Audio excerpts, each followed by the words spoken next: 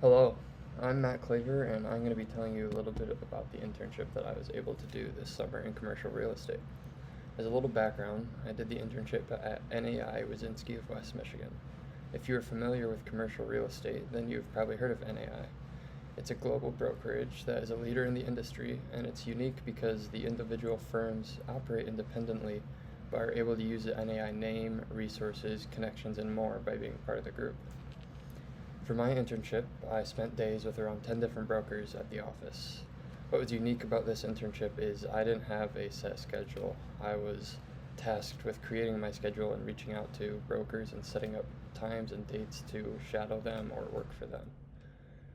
At NAI, brokers tend to specialize in either industrial, retail, office, or multifamily. So my goal was to spend at least a day with someone in each of those specialties, which I did.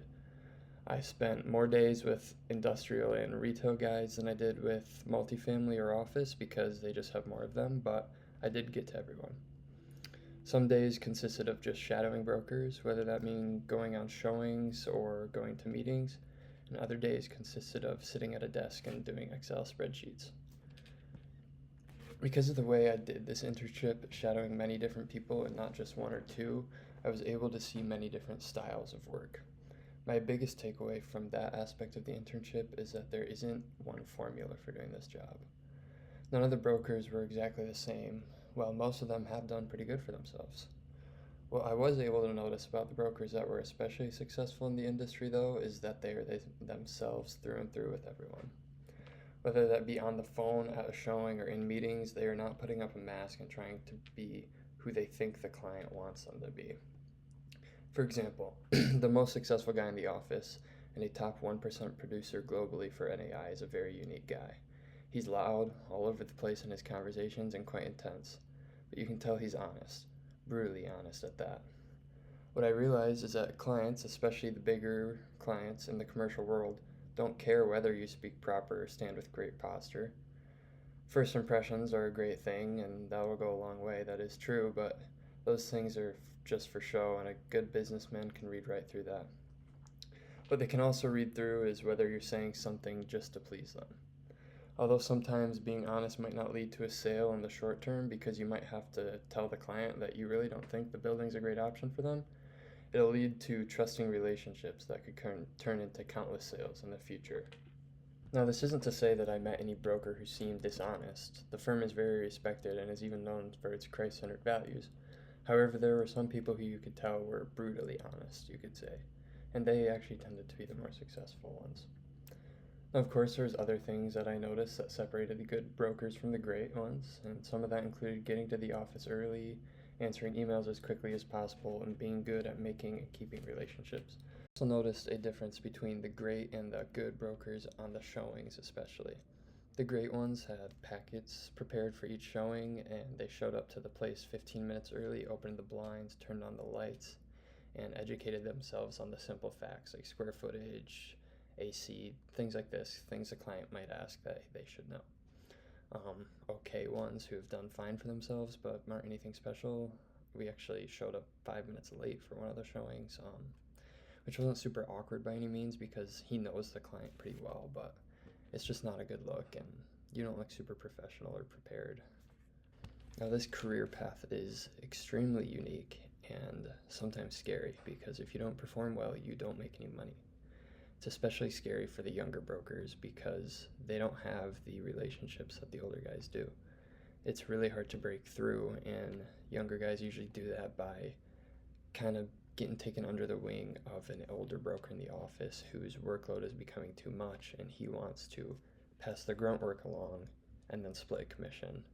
This gives the younger person the opportunity to create relationships, and it is especially important for the younger person to show the other people in the office that they're showing up on time every day, putting in the work, and not leaving early every day just because they can. This, however, does pay off because some of the more experienced brokers who have established relationships are able to take lots of time off. Many people, when they hit 50, they don't work Fridays anymore. Or there's one guy who's 60, he doesn't work the whole month of July.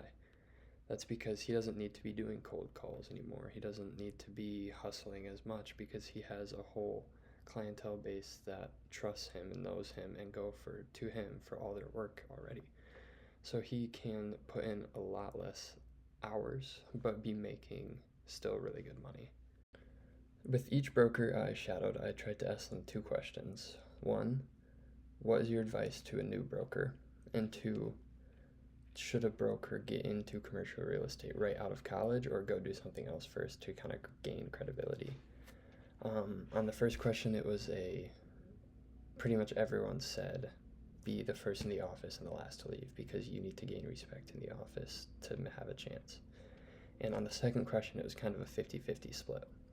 Some people said do it right away because you're young, you can live cheaply, you probably don't have as much debt or kids yet. And other people said get a job for 4 or 5 years in the industry, in finance or in property management to gain credibility and then shift over to real estate because it'll still be there. Personally, I think I would lean that second route from what I've heard and from who told me that advice, because I think the credibility from working a few years in the industry really would help propel you to be taken more seriously than if you were to just do it right out of college. And after doing the internship, I still think that's a very high chance that I do this job. I think it looks extremely fun and rewarding, and you get that mix of being in the office but also getting out and about, which I love because I like kind of working with my hands, being active, but I don't want to be doing a manual labeler job my whole life.